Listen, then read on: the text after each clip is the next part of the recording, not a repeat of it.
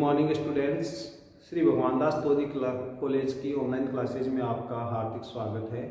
आज हम बात करें बीएससी पार्ट फर्स्ट की 4th यूनिट बेंजीन की। स्ट्रक्चर ऑफ बेंजीन अपन पढ़ रहे थे, जिसमें अपन ने सबसे पहले बात की थी कि बेंजीन की संरचना की, है ना। और बेंजीन की संरचना में अपन ने पढ़ा कि बेंजीन की पहले एलिफेटिक संरचनाएं लिखी गई, फिर बेंजीन की प्रॉपर्टी से वो मैच नहीं खा रही थी तो उनको कैंसिल किया गया, फिर विवृत संरचना लिखी गई, फिर वो भी क्या नहीं कर रही थी, बेंजीन की संरचना 5 संरचनाएं लिखी गई थी, है ना, समृद्ध संरचनाएं, साइक्लिक स्ट्रक्चर, जिसमें से 3 अपन ने रिजेक्ट कर दी। 2 स्ट्रक्चर लास्ट में बची थी अपने पास में, स्ट्रक्चर नंबर 7 और 8, ये दोनों।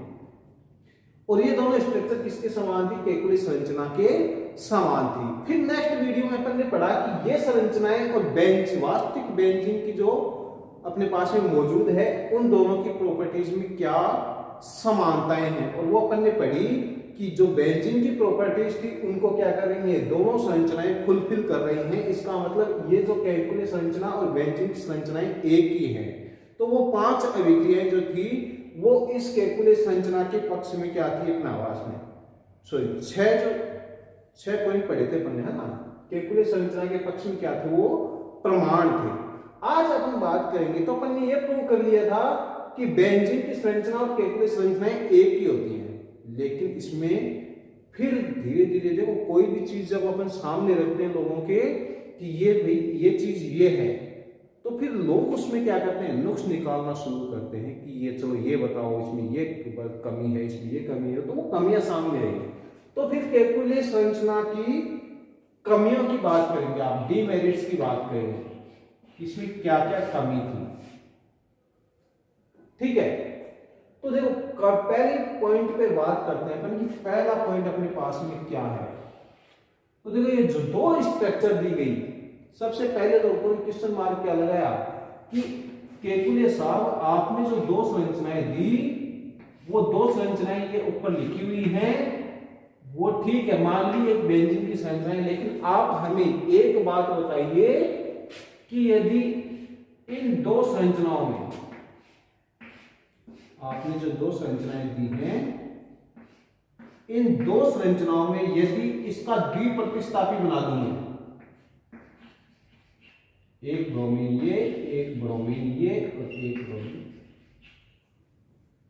अब उनका कहना क्या था कि ये जो 2 संरचनाएं आपने दी हैं, ये 2 संरचनाएं मैंने लिख दी, यहां मैंने 2 ब्रोमीन जोड़ दिए 2 हाइड्रोजन हटा करके, और यहां भी मैंने क्या कर दिए 2 हाइड्रोजन हटा करके 2 ब्रोमीन जोड़ दिए। तो आप ये बताइए स्ट्रक्चर नंबर 7 सही है या स्ट्रक्चर नंबर 8 सही है? इन दोनों में से कौन सी सही है? समस्या ये थी कि जिस कार्बन से ये दोनों ब्रोमीन जुड़े हुए हैं, उसमें यहां तो क्या है, द्विबंध मौजूद है, ठीक है। और यहां जिस कार्बन से दोनों ब्रोमीन जुड़े हुए हैं, उनके बीच में क्या है, एकल बंध मौजूद है। तो इसका मतलब ये हो गया कि बेंजीन का जो ऑर्थोसमावी है, उसके भी 2 रूप देखने को मिल रहे हैं अपने को, दोनों ही ऑर्थोसमावी है। 1,2 डाइब्रोमोबेंजीन, ये भी क्या है 1,2 डाइब्रोमोबेंजीन। इसका मतलब ये हो गया 1,2 को क्या लिख सकते हैं हम, ऑर्थो डाइब्रोमो बेंजीन। तो उनका क्वेश्चन ये था कि ऑर्थो डाइब्रोमो बेंजीन के 2 रूप होते हैं, पॉसिबल है क्या ये? जबकि बेंजीन का ऑर्थो प्रतिस्थापी एक ही प्रकार का होता है, चाहे आप उसको कहीं भी जोड़ लें, 1,2 पोजीशन ये आएगी और उसमें दोनों कार्बन की क्या है, इक्वल स्थिति है। तो पहली कमी तो थी ये, नोटिस करते जाना। दूसरी कमी थी, यही लिखता हूं, दूसरी कमी क्या थी? दूसरी कमी की बात करते हैं। तो क्वेश्चन ये था कि बेंजीन में 3 द्विबंध हैं, क्या है, बेंजीन में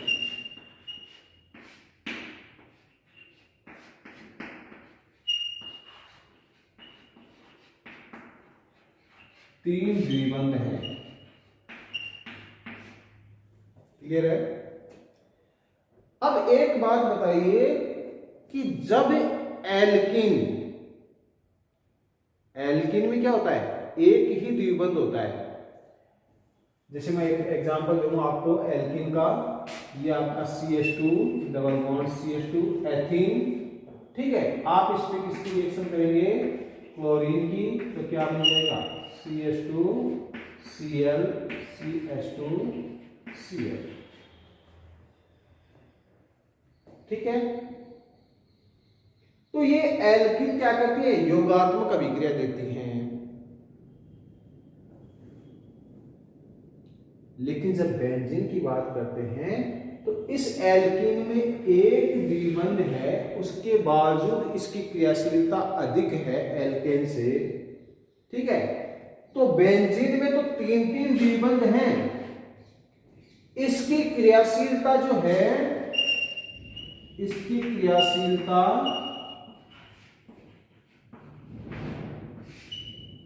एल्कीन से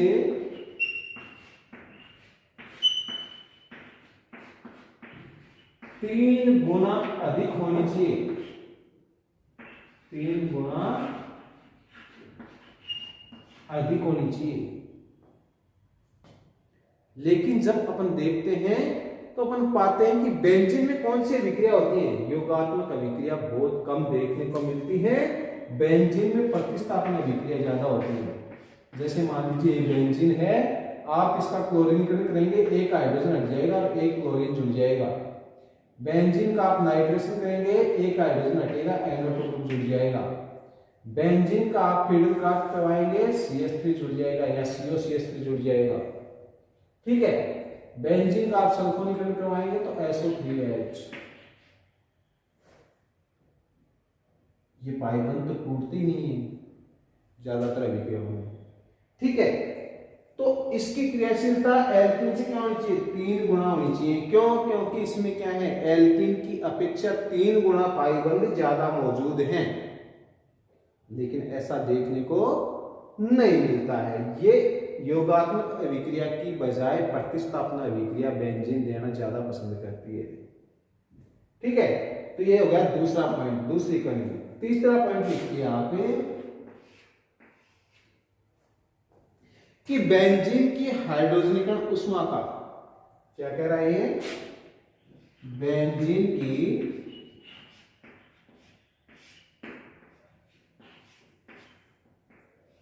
हाइड्रोजनीकरण ऊर्जा का मान,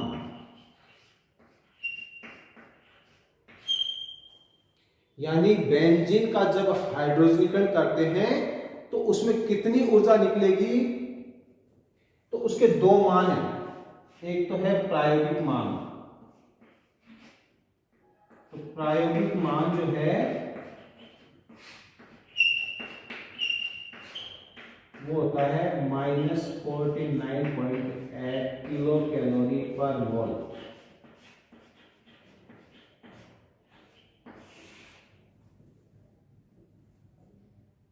आगे बात सुनिए कि बेंजीन का जब अपन हाइड्रोजनीकरण करते हैं तो प्रैक्टिकल में कितनी एनर्जी प्राप्त करते हैं, 49.8 किलो कैलोरी पर मोल। 1 मोल बेंजीन का हाइड्रोजनीकरण यदि किया जाता है तो कितनी एनर्जी बाहर, माइनस का मतलब क्या है, एनर्जी रिलीज होती है, बाहर निकलती है। तो कितनी एनर्जी बाहर निकलती है, 49.8 किलो कैलोरी पर मोल। लेकिन जब सैद्धांतिक रूप से अपन कैलकुलेशन करते हैं, कैलकुलेशन के द्वारा अगर अपन बात करते हैं तो कितनी एनर्जी निकलनी चाहिए थी, सैद्धांतिक रूप से अगर बात करें अपन तो सैद्धांतिक मान होना चाहिए था इसका -85.8 किलो कैलोरी पर मोल एनर्जी बाहर निकलनी चाहिए थी।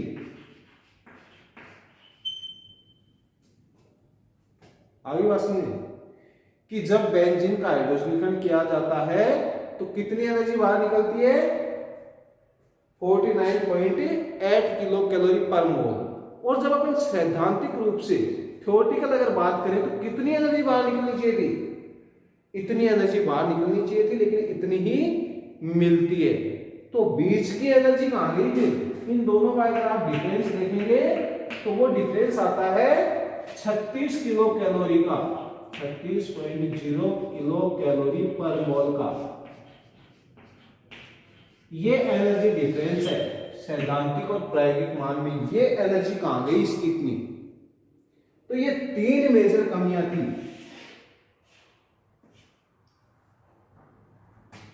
लिखिए आप इनको 1 मिनट में फटाफट।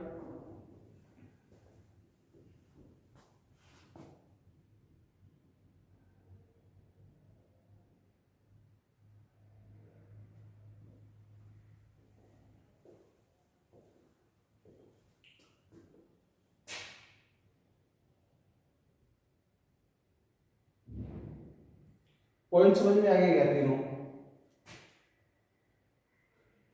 पहली कमी क्या थी कि आपने जो 2 स्ट्रक्चर लिखी, इन दोनों का यदि द्विप्रतिस्थापी लिया जाए, है ना, ऑर्थो द्विप्रतिस्थापी लिया जाए, तो ऑर्थो द्विप्रतिस्थापी में 2 संरचनाएं देखने को मिलती हैं। एक जिसमें आपके कार्बन कार्बन के बीच में द्विबंध है, दूसरा जिसमें कार्बन कार्बन के बीच में एकल बंध स्थित है। तो ये इस संरचना से बेंजीन के 2 ऑर्थो समावी पॉसिबल हैं, जबकि एक्चुअल में बेंजीन का जो ऑर्थो समावी होता है वो एक ही प्रकार का होता है। पहली कमी। दूसरी कमी ये थी कि एल्किन आप जो है एल्किन उसमें एक पाई बंध मौजूद होता है, फिर भी वो क्रियाशीलता दर्शाती है, जबकि बेंजीन में तो 3 द्विबंध हैं। तो ये एल्किन की अपेक्षा क्या होनी चाहिए? 3 गुना ज्यादा क्रियाशीलता दर्शानी चाहिए, लेकिन ऐसा पॉसिबल नहीं है, क्योंकि बेंजीन में तो पाई बंध क्या होते हैं? स्टेबल होते हैं। क्योंकि बेंजीन को क्या लिखते हैं? इस तरह से लिखते हैं, इसमें इलेक्ट्रिक करंट के रूप में लिखते हैं इलेक्ट्रॉनों को। इसका मतलब ये योगात्मक अभिक्रिया बहुत कठिनता से देती है, आसानी से नहीं देती नॉर्मल कंडीशन में। तो ये क्या हो गया? इसका दूसरा कमी हो गई। या इसको अपन दूसरे वे में भी कह सकते हैं, कई बार क्वेश्चन इस तरह से पूछा जाता है कि बेंजीन योगात्मक बेंजीन में 3 द्विबंध होने के बावजूद यह योगात्मक अभिक्रिया की अपेक्षा इलेक्ट्रॉन स्नेही प्रतिस्थापन अभिक्रिया देना ज्यादा पसंद करती है। क्या कारण है? ये दूसरा पॉइंट जो कमी थी उसको 2 तरीके से अपन रिप्रेजेंट कर सकते हैं। तीसरी कमी क्या थी कि बेंजीन का जब हाइड्रोजनीकरण करते हैं तो उसमें एनर्जी कितनी निकलनी चाहिए थी? 85.8 किलो कैलोरी पर मोल निकलनी चाहिए थी। लेकिन जब अपन एक्चुअल में उसका हाइड्रोजनीकरण करते हैं तो कितनी एनर्जी बाहर निकलती है? 49.8 किलो कैलोरी पर मोल निकलती है। और जब अपन इन दोनों का डिफरेंस देखते हैं तो ये इतनी एनर्जी 36 किलो कैलोरी पर मोल एनर्जी का डिफरेंस आता है। तो इसका क्लेरिफिकेशन दीजिए।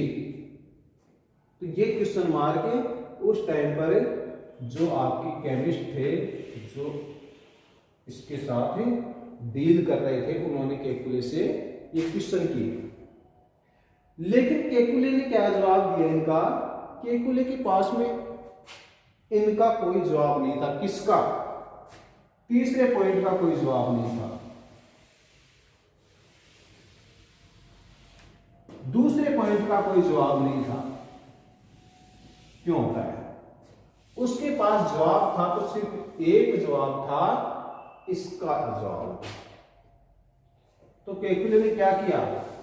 केकुले ने कहा कि ऐसा है, ये जो दोनों संरचनाएं हैं, क्या कहा उसने? ये जो दोनों संरचनाएं हैं स्ट्रक्चर नंबर 7 और 8, ये दोनों क्या होती हैं? गतिक साम्य में रहती हैं। गतिक साम्य में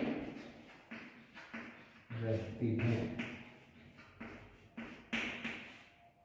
ये कहा उन्होंने कि स्ट्रक्चर नंबर 7 और 8 यानी मेरे द्वारा दी गई जो 2 संरचनाएं हैं वो दोनों क्या होती है? गतिक साम्य में रहती हैं। गतिक साम्य का मतलब क्या है? दोनों एक दूसरे में तेजी से अंतर परिवर्तित होती हैं। यानी इसको अपन क्या लिख सकते हैं? यूं लिख सकते हैं, ये और ये। बहुत आसान था उनके लिए ये चीज बताना कि ये संरचनाएं दोनों एक दूसरे में क्या होती है, अंतर परिवर्तित रहती हैं। तो ना तो ये रूप अस्तित्व में है ना ये रूप अस्तित्व में है, तीसरा ही रूप अस्तित्व में है इन दोनों के बीच का, और ये दोनों गतिक साम्य में है। इसका मतलब है तेजी से एक दूसरे में अंतर परिवर्तित होती है, इसको सेपरेट नहीं किया जा सकता। ठीक है, अब उन्होंने तो इसको कह दिया ये गतिक साम्य में है, इसलिए दोनों संरचनाएं अलग अलग नहीं है, क्या है, एक ही है। अब इसको प्रूव कैसे करेंगे? तो प्रूव करने के लिए क्या किया, देखो प्रूव करने के लिए एक काम किया गया, ऑर्थोजाइलिन, ये हटा दो मैं,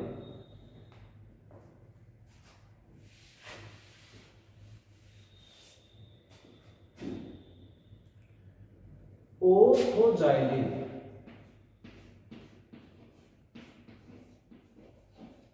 का ओजोनी अपघटन किया गया।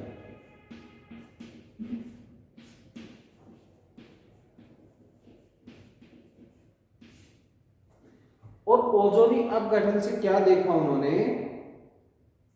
उन्होंने देखा कि ग्लाइऑक्जेल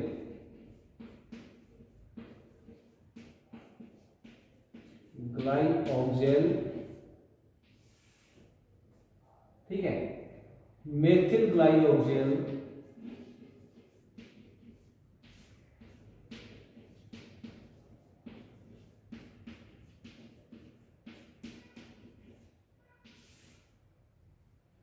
और डाइमेथिल ग्लाइऑक्जेल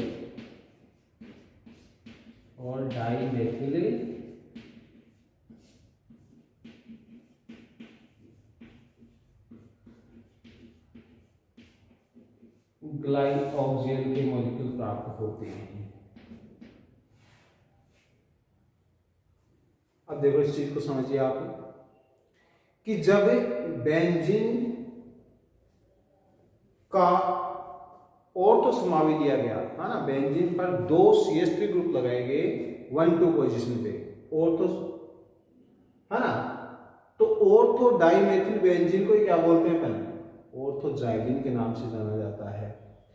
तो उसका जब जल अपघटन किया गया तो 3 प्रोडक्ट देखने को मिले, कौन कौन से? ग्लाइऑक्जेल, मेथिल ग्लाइऑक्जेल और डाइमेथिल ग्लाइऑक्जेल। तो ये तय किया गया कि इन संरचनाओं से भी क्या करें अपन, ये संरचनाएं वास्तव में एक ही हैं या अलग अलग है। तो इन दोनों संरचनाओं का क्या किया गया, इनको ऑर्थोजाइलिन में कन्वर्ट किया गया। अब देखो मैं इसको लिखता हूं यहां पर ऑर्थोजाइलिन। तो पहले मैं इस स्ट्रक्चर को लिख लेता हूं, तो इसका ऑर्थोजाइलिन बना देते हैं अपन, ऑर्थो पोजीशन पे क्या लगा दें, 2 CH3 लगा दें। इसका क्या किया गया, ओजोन से इसकी क्रिया करवाई गई, 3 मॉलिक्यूल ओजोन से क्रिया करवाई गई। क्या बना, देखिए आप, इसको मैं लिखता हूं यहां पर इस तरह से, C द्विबंध CH3, ये आपका CH3, ठीक है। सिंगल बॉन्ड को मैं इस कलर से यूज करता हूं, ठीक है, CH double bond CH, single bond CH, ये डबल बॉन्ड और ये डबल बॉन्ड, ठीक है। तो जहां जहां सिंगल बॉन्ड है उसको क्या करता हूं मैं, इस कलर से लिख देता हूं। अब इस पे ओजोन का क्या करना था, इस पे योग करना था, तो क्या कर दिया उन्होंने, ये बंद तोड़े दोनों, क्योंकि पाइबंद टूटते हैं, तो क्या कर दिया उन्होंने ओजोन जोड़ दी। देखो यहां पर ये ऑक्सीजन, ये कार्बन, ये ऑक्सीजन और ये कार्बन, यहाँ से भी क्या कर दिए, पाई बंद तोड़ दिए, ये ऑक्सीजन, ये ऑक्सीजन, ये ऑक्सीजन, ये ऑक्सीजन, यहाँ से भी पाई बंद तोड़ दिए, ये ऑक्सीजन, ये ऑक्सीजन, ये ऑक्सीजन, ये ट्राई ओजोनाइड बन गया। अब इसका क्या किया गया, आगे इसका जल अपघटन किया गया। क्या कर दिया, जल अपघटन कर दिया। तो देखो प्रोडक्ट क्या बना, तो तोड़ना मैंने बताया था, इन दोनों ऑक्सीजन के बीच से चालू करना है, ये कार्बन, ये कार्बन और ये ऑक्सीजन, फिर यहीं से चालू हो जाओ, ये, फिर यहीं से चालू हो जाओ,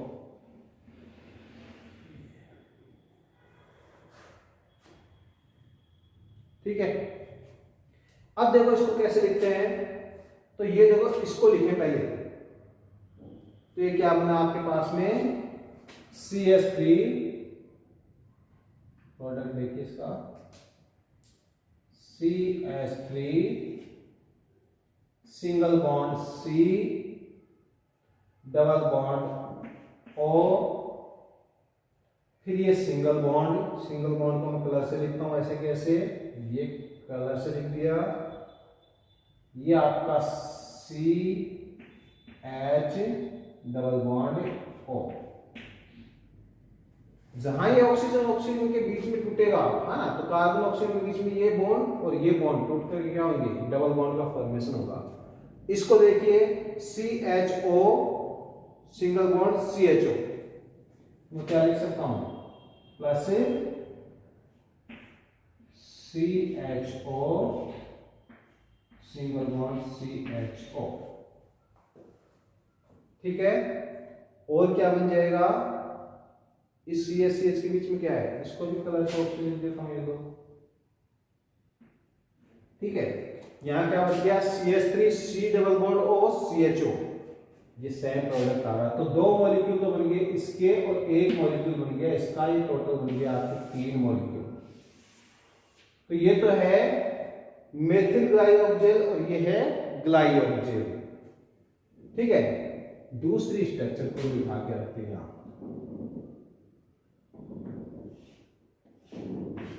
अब मैं डायरेक्ट लिखूंगा भी, है ना, आप इसको घर पे बैठ के बना के देख लेना इस तरह से। मैं लिख रहा हूं उसको CH3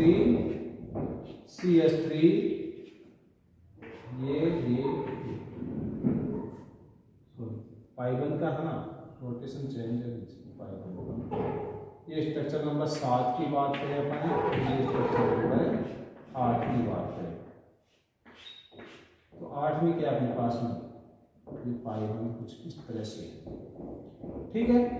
अब इसका ओजोन अपघटन करना है अपने को, तो पहले ओजोन ले लिए 3 मॉलिक्यूल, ठीक है। तो ओजोन की 3 मॉलिक्यूल लेंगे तो क्या करेंगे, इसको आप लिखेंगे यूं इस तरह से, पहले लिख लेते हैं फिर तोड़ लेना आराम से, CH3। और ये जब आप काम करो ना एग्जाम के अंदर, तो क्या करना, इसका ओजोनाइड जो है अगर नहीं बैठ रहा आपसे, तो पेंसिल से बनाना पहले, या फिर रफ पेज पे चले जाना, कॉपी के लास्ट पेज पे, वहां बना के देखना, अगर सही बैठ जाता है तो करना, वरना काटाकाटी बहुत ज्यादा हो जाएगी आपसे। तो फिर क्या करना इसको, ये इस तरह से ना, ये कुछ नहीं करना, जहां डबल बॉन्ड है वहां तोड़ दो, ये आपका ऑक्सीजन, ये ऑक्सीजन, ये ठीक है, इसको तोड़ दो, ये ऑक्सीजन, ये ऑक्सीजन, यहाँ तोड़ दो इसको, ये ऑक्सीजन, ये ऑक्सीजन, ये ऑक्सीजन। अब देखो इसको तोड़ेंगे तो क्या बनेगा, CH3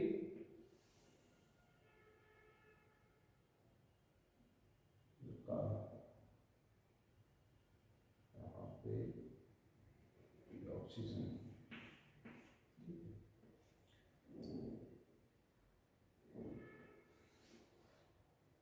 यहाँ से चले वापस, ये यहाँ से चले, इसको लेते हुए ये, तो ये तो बनेगा ग्लाइऑक्जेल, ये बनेगा ग्लाइऑक्जेल और ये बनेगा डाइमेथिल ग्लाइऑक्जेल। तो 2 मॉलिक्यूल तो बनेंगे ग्लाइऑक्जेल के, तो ये तो आपका हो गया CHO CHO, 2 मॉलिक्यूल तो ग्लाइकोजेन के, और एक मॉलिक्यूल बनेगा आपका CH3 C double bond O दीजिएगा क्या आपको, तो 2 मॉलिक्यूल ये और 1 मॉलिक्यूल ये। ठीक है, तो अब देखो क्या बन गया अपने पास में, ये दोनों मॉलिक्यूल तो क्या है ग्लाइकोजेन, तो मैं यहां पे लिख सकता हूं ये क्या है ग्लाइकोजेन, ग्लाइकोजेन। इसके तो 2 मॉलिक्यूल, ठीक है, सॉरी ग्लाइकोजेन के 2 मॉलिक्यूल और एक 3 मॉलिक्यूल हो गए ना, तो 3 मॉलिक्यूल तो बन गए ग्लाइकोजेन के। फिर बन गया मेथिल ग्लाइकोजेन के 2 मॉलिक्यूल, 2 बन गए मेथिल ग्लाइकोजेन, मेथिल ग्लाइकोजेन के।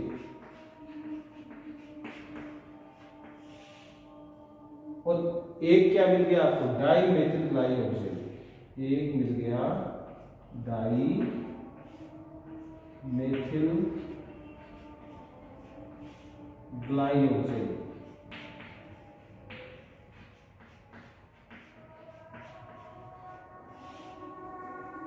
ठीक है, अब मैच कीजिए बेंजीन से ऑर्थोजाइलिन, यानी ऑर्थोजाइलिन जो एक्चुअल में था उसका ओजोनिक अपग्रेडन किया गया, तो ये प्राप्त हो रहे थे, और इन दोनों संरचनाओं से अपने ओजोनाइड बना करके प्राप्त किया, तो रिजल्ट अपने पास में ये था 6 मॉलिक्यूल का।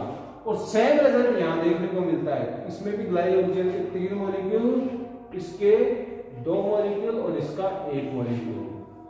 तो ऑर्थोजाइलिन से जब ये प्राप्त हो रहे हैं, इन दोनों स्ट्रक्चर से अपन ने किया तो ये प्राप्त हो रहे हैं, इसका मतलब ऑर्थोजाइलिन तो एक ही है, एक ही प्रकार, एक ही कंपाउंड है, उससे भी यही प्राप्त हो रहे हैं, और इन दोनों स्ट्रक्चर से मिलाकर भी सेम रिजल्ट प्राप्त हो रहा है। इसका मतलब ये दोनों क्या है एक दूसरे में अंतर परिवर्तित होने वाली स्ट्रक्चर है, यानी ये पाई बंद इस तरह से नहीं होकर के क्या होते हैं एक दूसरे में तेजी से अंतर परिवर्तित होते रहते हैं।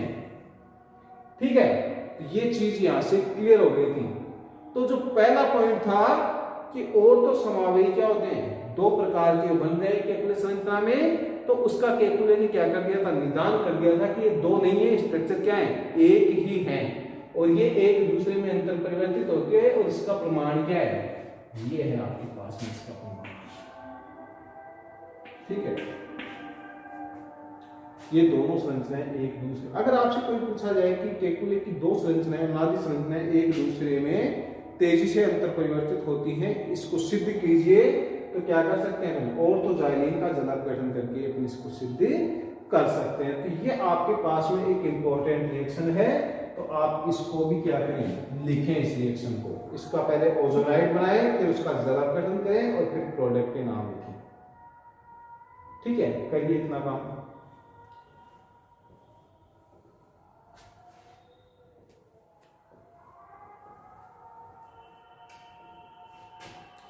अब अपने पास में बचती हैं 2 कमियां, और वो 2 कमियां यहां से केकुले के द्वारा क्या हुई थी, वो सोल्व नहीं कर पाया उनको, तो उसने कह दिया कि उनका मुझे पता नहीं है, और वो कमियां थी उनको बाद में उनको क्लास किया गया कि उनका आंसर क्या हो सकता है, क्यों होता है ऐसा। तो तब तक उस टाइम पर ये चीजें पता भी नहीं थी, क्योंकि उसका कंसेप्ट जो था वो आया आपका VBT से। ठीक है, तो अपन वो बाद में बात करेंगे नेक्स्ट वीडियो में। आज के लिए इतना ही, थैंक यू, बेस्ट ऑफ।